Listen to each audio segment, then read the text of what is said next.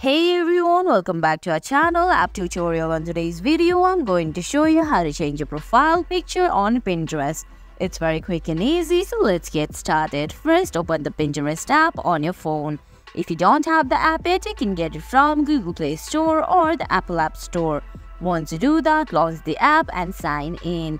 Now, at the bottom right corner, you can see saved option right beside inbox. Then you have to go to top left corner and tap that user icon. Then tap on view profile right above creator hub. Now all you have to do is tap on edit profile halfway through your screen. Now you can see there's edit option right below that circle. Tap on it, then a small menu will appear from the bottom of your screen.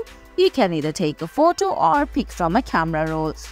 Then select a picture from the camera roll and select choose. Now the last step is to tap on done, and guys, that's it. That's how you change your profile picture on Pinterest. I hope you found this video helpful. If you did, please give it a thumbs up, leave a comment, subscribe to our channel and hit that bell icon. See you in the next video. Thanks for watching.